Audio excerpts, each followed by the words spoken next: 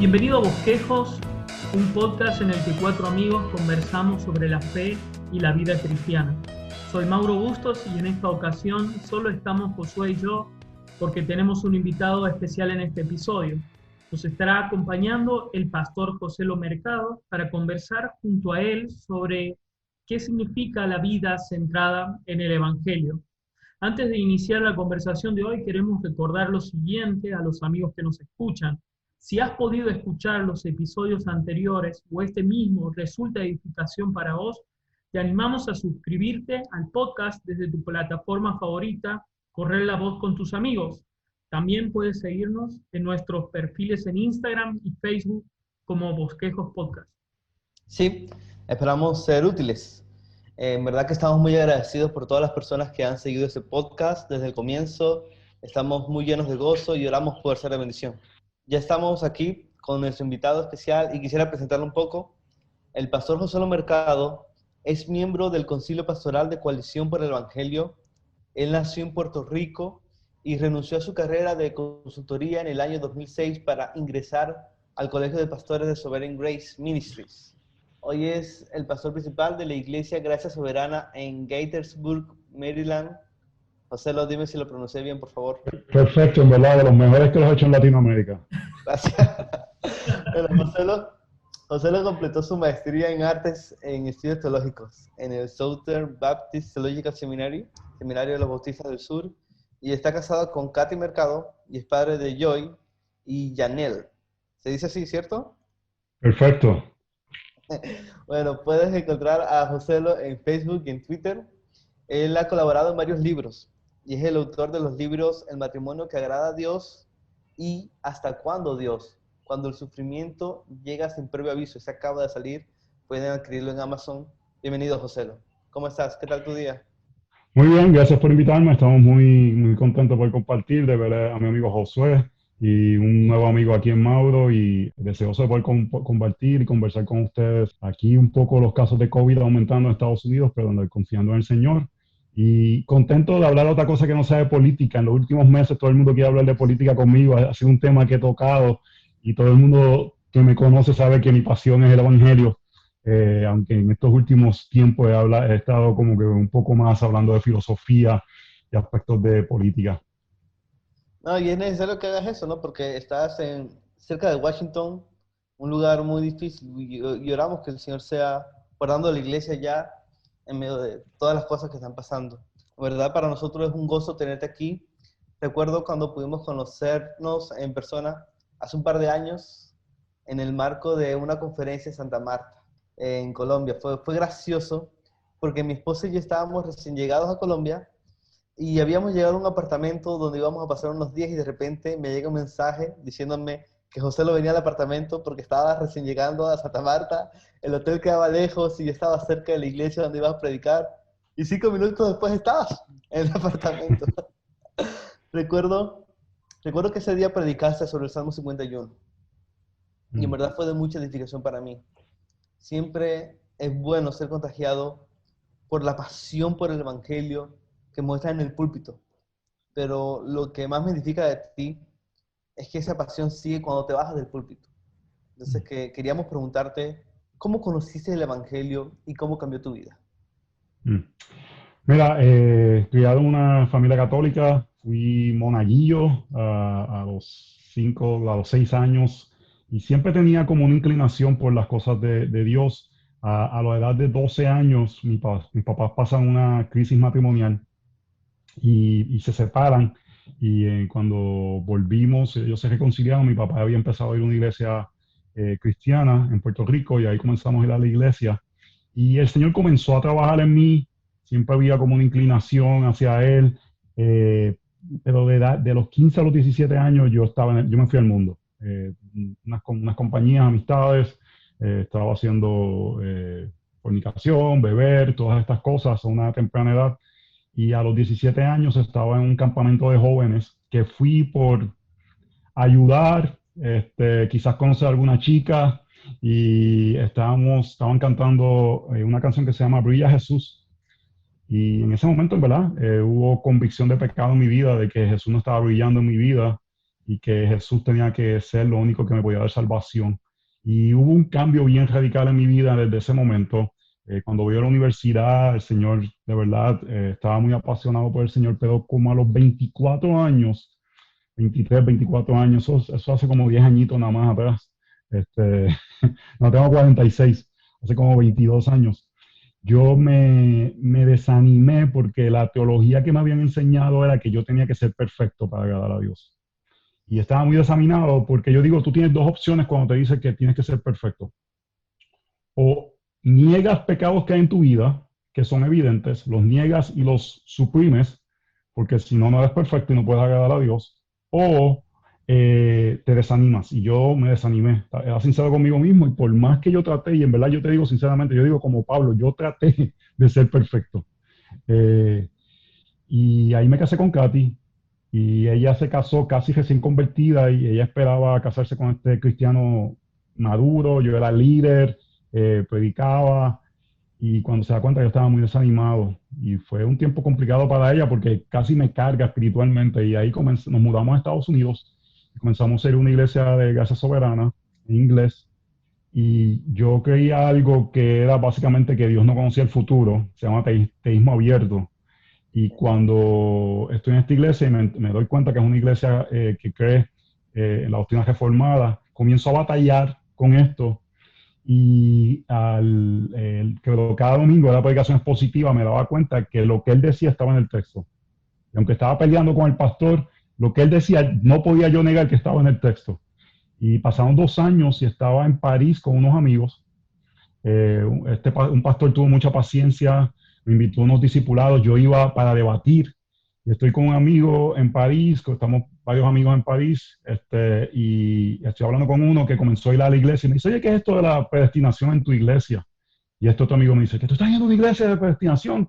Y yo comienzo a defender las doctrinas de la gracia y me doy cuenta en ese momento que creía que Dios estaba en control de todas las cosas y fue como un segundo momento, se podría decir, de conversión. Yo estoy seguro que ya era salvo, pero fue como un momento de entender la gracia y algo interesante fue que muchos pecados que había tratado de ganar por mis fuerzas en ese momento, por la gracia del Señor, me impulsó el Señor a crecer y poder crecer en ellos. Así que más o menos en corto tiempo, ese es como mi testimonio.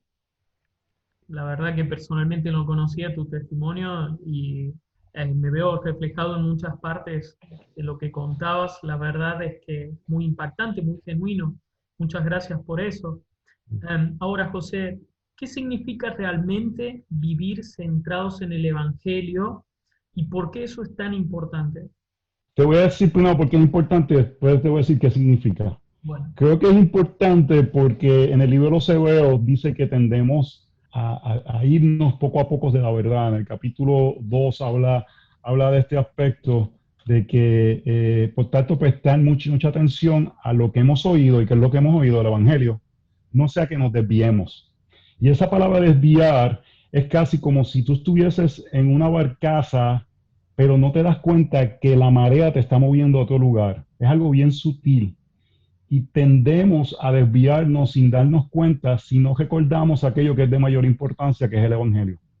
Y por eso estoy convencido que tenemos que predicarnos el Evangelio constantemente y mi vida y mi ministerio lo he basado en 1 Corintios capítulo 2, verso 2, que Pablo dice, pues nada me propuse saber entre vosotros, excepto Jesucristo y este crucificado.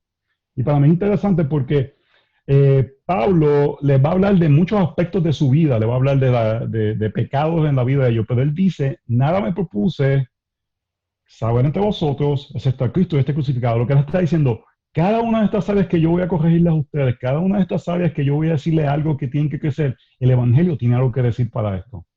Porque sin el Evangelio, cualquier crecimiento que haya en nuestra vida es puro esfuerzo humano. Es solamente cuando el Evangelio nos transforma y podemos ver la gloria del Señor, como dice 2 Corintios 3:18, cuando lo vemos, vamos cambiando de gloria en gloria, cuando vemos la gloria del Señor. Entonces, vivir centrados en el Evangelio es poder predicarnos, recordar, motivarnos, confiar en la verdad de que somos pecadores, pero que Cristo ha muerto por nuestros pecados y eso nos salva, pero es también lo que nos impulsa y nos va a llevar y nos va a sostener hasta el día que estemos frente al Señor. Entonces, hay un aspecto que yo lo aprendí de un pastor, se llama la funcionalidad central del Evangelio. Y para mí ha sido algo que ha sido muy esencial en mi vida. Es algo que de verdad cambió mi vida y es cómo el Evangelio funciona para transformarme. No es solamente lo que me salva. Yo digo que muchas veces cuando Dios nos salva, hay cosas que cambian en el día, en el momento. Yo era bien mal hablado. Yo de 5 palabras decía 6 que eran obscenas. Y el día que conocí al Señor, vi su gloria, ¡pum!, transformado. Pero tratamos de cambiar las otras áreas de nuestras vidas por nuestras fuerzas en lugar de como fue el día de conversión, que fue la gloria de Jesús. Y la funcionalidad central del Evangelio es que las verdades, las implicaciones de la verdad, que es el Evangelio, que Jesucristo dio su vida por nosotros, que resucitó, que vivió una vida perfecta, que ahora está por venir por su iglesia, que está sentado a la diestra del Padre. Esas verdades tienen aspectos que hablan de nuestra identidad, lo que somos hoy, ahora. Yo soy un hijo de Dios, soy restaurado, soy perdonado. Y eso es lo que me impulsa, esas verdades, a ver la gloria del Señor, lo que eso ahora dice acerca de mí, lo que es realidad sobre mí, me impulsa a la obediencia. Así que es el Evangelio impulsándome a poder vivir una vida que refleja la gloria del Señor. Y si es el Evangelio lo que nos transforma, al final no nos llevamos la gloria a nosotros, se la lleva el Señor. Podemos decir realmente, si yo soy así es porque vi la gloria de Cristo en esta área y puedo perdonar porque he sido perdonado. Puedo servir a mi esposa cuando no quiero. Ahora, cuando yo termine aquí, tengo que terminar a ayudar unas cosas con mi esposa. Yo no quiero, yo quiero aprender la televisión, pero tengo que ir a Filipenses capítulo 2, ver la gloria del Señor, ver que Él dejó su trono de gracia por servirme, como yo no he de servir a la novia que Dios me ha dado. Entonces es el Evangelio impulsando la santidad y el crecimiento de nuestra vida. Es verdad, muchas veces es como si fuera que entramos por la puerta de la gracia del Evangelio y luego nos santificamos por las obras, ¿no? Como que ahora es nuestro turno, depende de nosotros, es nuestro esfuerzo, y no es así, es una vida que cambia constantemente. El Evangelio es el centro, es el motor de nuestras vidas, ¿no, José? Sí, yo me gusta decir que es el combustible, es aquello que nos da la energía, es aquello que puede hacer que seamos transformados. Transformación sin el Evangelio es cualquier tipo de modalidad. Puede ser pensamiento positivo, puede ser religiones falsas, puede ser psicología. El único transformación que es real es cuando nuestros corazones son capturados por la gloria de Jesús y al ver su gloria reflejada en nosotros y somos cambiados. Yo pienso y creo esto firmemente, la forma que somos cambiando es contemplando la gloria de Jesús, meditando en sus verdades. Hay una acción, la acción de nosotros es contemplarlo a Él, pero cuando lo contemplamos a Él, esa acción hasta afirma nuestra incapacidad de cambiarnos, nuestra capacidad de ser transformados. Y hay momentos que tenemos que decir, no voy a hacer esto, pero siempre tenemos que mirar a Jesús y su gloria sea lo que cambie nuestro corazón para que ese cambio sea verdadero. Así es, concuerdo en absolutamente todo lo que usted está diciendo. Es esencial que el Evangelio tome el primer lugar, el centro de nuestra vida. Ahora, José, ¿cómo podemos evitar poner otras cosas en este lugar que sabemos que Cristo merece ocupar? Pero a mí me gusta meditar en Éxodo 32 en ese aspecto. El pueblo de Israel acababan de experimentar el Evangelio del Antiguo Testamento, acababan de salir de Egipto, y tan pronto en un momento que tuvieron un poquito de dificultad, Moisés había ido, deciden hacer un ídolo, ¿verdad? Hicieron el becerro de oro. Y el texto dice claramente que hicieron esto porque olvidaron quién les había salvado. Y algo que el creyente tiene que hacer, por lo que dije en Hebreos, que te podemos desviarnos, por esto mismo que nuestro corazón tiende a olvidarse, es recordarnos constantemente el Evangelio. Y les voy a decir la forma principal que yo creo que debemos de recordarnos el Evangelio. Si vemos Éxodo 32, está en un sándwich teológico donde antes y después están los textos que están poniendo las diferentes regulaciones sobre observar el día de descanso, sobre observar el sábado. De cierta forma, Dios le está diciendo, observa el sábado, porque mira lo que sucede cuando dejas de descansar en mí, te olvidas de quien te salvó. Y dependiendo, hay diferentes convicciones acerca de los cristianos en el día de hoy. Lo menos que un cristiano debe tener es creer que el domingo es el día del Señor. Si es un sábado o no es un sábado, esa es otra conversación para otro día. Pero en el ritmo de 7 días, de 6 días de trabajar y un día de descanso, Dios ha hecho ese ritmo para que nosotros podamos recordar el Evangelio. Así que de la forma principal que un creyente recuerda el Evangelio es congregándose con la iglesia del Señor, que es el templo del Señor. Yo sé que estamos en tiempos difíciles de COVID, en diferentes lugares, estamos en un tiempo, pero cuando Efesios capítulo 2 dice que cuando estamos juntos somos un templo, cada uno somos un ladrillo donde el Señor hace su morada. Y la forma principal, desde mi perspectiva, que recordamos el Evangelio, no olvidamos el Evangelio, es ese ciclo de 7 días de recordar las verdades en el lugar donde más experimentamos la cercanía de Dios en este lado de la eternidad. Yo tengo mi devocional todos los días, he tenido experiencias increíbles en mi tiempo solo devocional. Yo estoy convencido que la forma mayor que yo me encuentro con Dios es junto a su pueblo, que somos su templo. Y juntos, cuando un hombre imperfecto habla las verdades perfectas del Evangelio, soy recordado de la necesidad que tengo y no voy a ser como el pueblo de Israel, por su gracia, de olvidar de quien me salvó. Y por eso necesitamos ir a iglesias que predican el verdadero evangelio, porque es el método principal. Yo que he escrito varios libros, creo que los libros son medios que ayudan a los hermanos, creo que podcasts son medios que ayudan a los hermanos, pero cuando yo estoy ayudando a alguien pastoralmente, le puedo ayudar con un libro, le puedo ayudar con otras cosas, pero digo, es esencial que te congregues.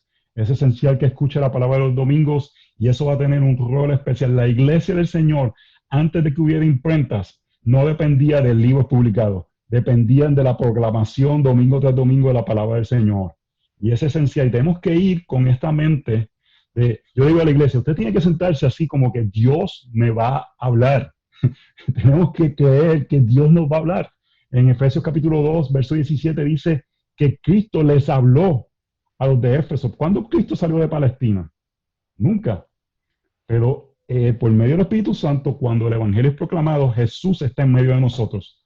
Así que la forma práctica para mí de no olvidar el Evangelio, obviamente poniendo canciones de Bob Kauflin y de la Ivy, leyendo libros, teniendo comunión bíblica. Primera de Juan dice que Él les habló de estas verdades para que su gozo fuera completado, porque tenemos comunión con Dios y tenemos comunión con los hermanos, teniendo comunión con los hermanos. Pero la manera principal que yo creo que muchos hemos olvidado es congregándonos los domingos, donde el Señor hace su presencia más real en este lado de la eternidad hasta que estemos en el templo.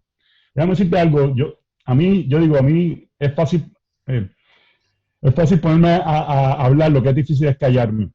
No, dale, si vamos por una teología bíblica de la presencia de Dios, y yo creo que hemos olvidado un poco la presencia de Dios. Hizo su presencia en el jardín del Edén, eso es un templo. Dios después en la zarza ardiente, luego en el Sinaí, luego en el tabernáculo, luego en el templo, luego en la persona de Jesús. Y ahora, ¿dónde hace el Señor su presencia? En diferentes momentos de la historia de redención, la presencia de Dios ha estado en diferentes lugares. Y ahora Él hace su presencia en su iglesia. Y la forma que eso se expresa es en expresiones individuales cada domingo cuando nos reunimos. Ahora en el tiempo del COVID, la gente debe estar diciendo, gracias Señor por los medios electrónicos, pero no puedo esperar. No puedo esperar a estar junto con los hermanos, porque no quiero decir que hay algo místico, pero hay una promesa verdadera que el Señor se hace presente cuando su iglesia se reúne. Amén. En verdad que cuando hablas de eso, me acuerdo mucho de un sermón que te escuché predicar sobre Salmo 73. Creo que ese salmo ha hablado mucho de tu vida. Es un salmo que en mis días más oscuros es lo que hablo, el Salmo 73.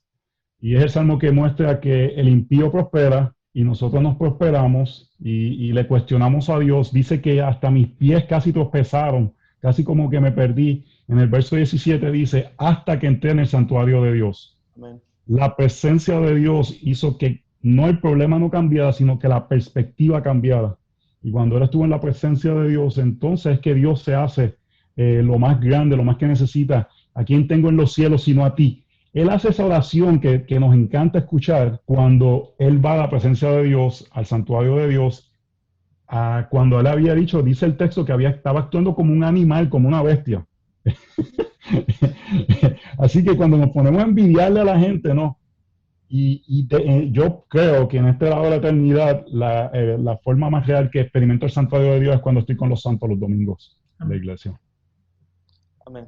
Disculpe que yo hablo tanto. No, perfecto. Eso es lo que queremos, porque yo me emociono. Tiene mucho para decir, te damos gracias por eso. No, hermano. Claro.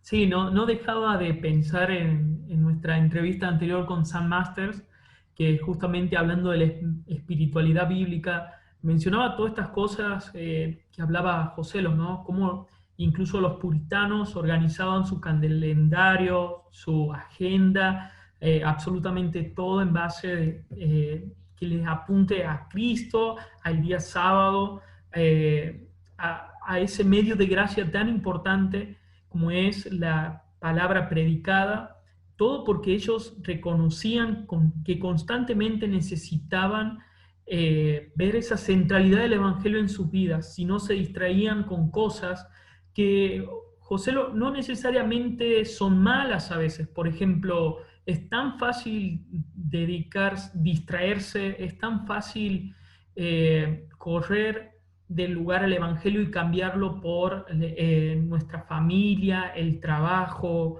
o incluso disfrazamos esta espiritualidad de un activismo en la iglesia. ¿En qué tipo de esos pecados fáciles de caer te ves vos tentado a caer a veces? Sí, mira, esa es tremenda pregunta porque hay muchas cosas que nos alan hacia diferentes lugares y tenemos que estar pendientes porque a veces tratando de evitar algunas nos vamos hacia otros lugares que nos alan. Y no sé, en Argentina, ahora mismo yo creo que en Estados Unidos uno de los problemas que quizás estamos lidiando a veces con batallando el legalismo de muchos años 90 y 2000 con un aspecto de libertinaje y una gracia barata. También tenemos que batallar a veces con una piedad como que casi que tu piedad es lo que te salva. Y aunque queremos ser piadosos, hay unos aspectos de la gracia común, pero a veces hay personas que la gracia común a veces como que la toman por ventaja. Y a mí me ayuda mucho Romanos 14 y 1 Corintios 8, 9 y 10. Yo creo que son de los textos más, no creo que son los textos más importantes del Nuevo Testamento, pero creo que en un aspecto práctico son unos textos más olvidados que más necesitamos, donde tenemos que ver estos aspectos de áreas que pueden ser bendiciones, aspectos de áreas que pueden ser de beneficio para nosotros, como a mí me gusta tener pasatiempos, son cosas que me alan. Y yo soy una persona bien intensa. Así como soy intensa para el Evangelio, voy a ser intenso. Cuando tomé lo de correr, no es correr 5 kilómetros, es correr 42. Yo soy así, lo que voy a hacer, lo voy a hacer con todo. Y lo que necesito es, para mí, es crear convicciones bíblicas de qué es lo que debo hacer para que mis prácticas me ayuden a protegerme. Le voy a dar un ejemplo con lo que dijiste de los puritanos. Yo tengo prácticas, creo que el domingo es el día de descanso para la iglesia y todo eso, pero yo comienzo desde el sábado a prepararme a mí, a preparar mi familia. Yo no le digo a nadie que tiene que hacer esto no son prácticas que si tú no las haces te vas para el infierno, pero porque mi convicción es que yo tengo que estar en lo mejor que pueda, lo más atento. Nosotros los sábados, si nos invitan a cenar algo a las 10 de la noche, ya estamos en casa para dormir, para poder descansar, para poder estar el domingo lo más atento posible, para poder beneficiarme, porque creo que mi mayor beneficio espiritual es el domingo poder estar lo mejor posible, para mí, para mi familia. Entonces, para mí, ¿qué pecado tengo que batallar más? Yo creo que muchas veces es un sentido de justicia propia, donde porque soy tan intenso, pienso que hago tantas cosas correctamente que a veces pongo mi confianza en alguno de estos aspectos de mi vida que me ayudan a mi vida espiritual y entonces puedo tender a mirar como mejor que personas que no son tan cuidadosos en esas áreas. Eso para mí es un área que tengo que estar constantemente batallando. Y voy a 1 Corintios capítulo 1 a recordarme, donde el Evangelio me recuerda que yo soy lo más vil del mundo. Dios salva a lo más vil del mundo. Y me tengo que creer eso, que soy lo más vil del mundo, porque Jesús es la sabiduría. Y si hay personas que están quizás el domingo se acuestan a las 2 de la mañana y después están haciendo el servicio, esa es su conciencia, ellos van a rendirle cuentas al Señor. Yo no tengo que convertirme en Espíritu Santo de Dios en esa área. Y es un área que yo tengo que estar constantemente batallando. Gracias por compartirnos eso, Joselo. Algo que Hay me argentinos ayudó. que se acuestan tarde, ustedes se acuestan. Los argentinos no duermen. No, los Por argentinos eso, no duermen. por eso a veces están tan como molestos ustedes si no duermen. Eso fue una de las cosas más impactantes. Cuando llegamos a Argentina, mi esposa y yo nos invita a un grupo de la iglesia y vimos que son las 2 de la mañana y nadie se despide. Aquí la gente es intensa con las reuniones nocturnas. Yo Perdón, no puedo en Argentina porque comen tan tarde que me mata el reflujo. Yo los veo a ustedes así un poco gruñones, yo creo que no duermen bien por la noche. Es broma, es broma. Joselo, pensando un poquito en lo que estabas hablando hace ratico, me acuerdo de que hace un tiempo fuimos conversando un poco sobre la mortalidad. Y te he leído varias cosas que has escrito sobre eso, sobre la importancia de recordar nuestra muerte para crecer en sabiduría y entender nuestra necesidad de Cristo, que estamos de paso en ese mundo y que pronto estaremos delante de la santidad de Dios. ¿Cómo ese pensamiento moldea tu vida? ¿Cómo te ayuda a aferrarte a Cristo en este mundo, de este lado de la eternidad, esperándolo a Él? ¿Cómo te ayuda a conocer tu mortalidad, a conocer más la belleza de tu Salvador? Mira, una parte de mis disciplinas espirituales, yo medito en mi mortalidad, en que hoy puedo estar y mañana no puedo estar, y que Salmo 90 me ayuda mucho a contar mis días para tener sabiduría. Y el mismo Salmo me dice que 70 son buenos, 80 los más robustos. Y si te soy sincero, yo he visto como que por los adelantos tecnológicos, la gente como que mira, te voy a dar ejemplo, mi papá murió el año pasado, ayer era su cumpleaños y él murió hace exactamente un año, un poco antes de su cumpleaños, y cuando yo le dije a alguien, mira, él tenía 75 años, y me dijo, wow, murió joven, y yo le dije, en verdad la Biblia nos dice 70, 80, y yo creo que muchas veces no estamos preparados y personas se afectan emocionalmente porque no están preparados para enfrentar la muerte. Y yo creo que es algo que debemos de meditar. La realidad que la Biblia dice que la vida es una neblina, es corta. Cuando Pablo dice que los sufrimientos que estamos teniendo son cortos comparados con la eternidad, es porque son comparados con la eternidad. Hay gente que van a sufrir aquí 20, 30 años de enfermedades crónicas y parece que es largo, pero la realidad es que si lo comparamos con una eternidad es corto. Y para mí es algo que constantemente me tengo que acordar. Yo tengo 46 años, ya no soy joven. Me quedan 25 años y los otros son prestados. Quizás antes, yo no sé si ustedes supieron, yo tuve un incidente de salud en abril, donde parecía que me iba a ir. Tuve un accidente, me caí, pasé una noche en el hospital, parecía que estaba teniendo una hemorragia cerebral. Y en ese momento, te puedo decir sinceramente que no tuve temor, pero yo creo que el poder meditar, el saber que realmente creernos esto, el estar con Cristo es mejor. Déjame decirte, yo amo mi vida, yo amo a mi esposa, yo amo a mis hijos, quiero verlos crecer, quiero entregar a mi hija el día de su matrimonio, quiero ver a mis nietos, pero estar con Cristo es mejor. Y tenemos que creernos eso y tenemos que predicarnos esa verdad. y tenemos que meditar en esa realidad que en cierta forma debe ser como una lucha. Voy a usar una ilustración para terminar. A mí no me gusta ir a acampar. A mí me gusta ir a hoteles, a mí me gusta, yo soy así medio cómodo. Pero cuando uno va a acampar ahora, en verdad si uno va a acampar y uno tiene el dinero, uno puede ir con todas las comodidades. Uno puede ahora mismo ir con hasta aire acondicionado, le puedes poner a la caseta de campaña.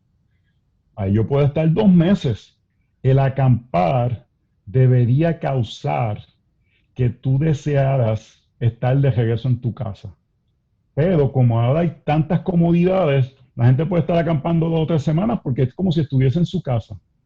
Yo creo que la vida, la tecnología ahora, la falta de sufrimientos, la falta de la muerte de infantes, la realidad de que la gente vive más, nos sentimos como si estuviésemos acampando con las comodidades de tener un camper, le decimos acá, un bus que tiene todas las comodidades. Y tenemos que cultivar una realidad de que estar con Cristo es mejor. Y quizás la pandemia nos ha mostrado un poco nuestra mortandad, nuestra fragilidad, y que el estar con Cristo debe ser mejor para nosotros. Gracias por compartir eso, José. En verdad que ha sido un privilegio, un gozo enorme tenerte con nosotros. Sería lindo tenerte más seguido. En verdad que damos muchas gracias a Dios por tu vida. Cuando deseen, estamos a la orden. Oramos que el Señor te siga usando grandemente. Amén. Amén, así es. Creo que con esto podemos cerrar el episodio de hoy. Oremos que el Señor nos conceda ser personas centradas en el Evangelio.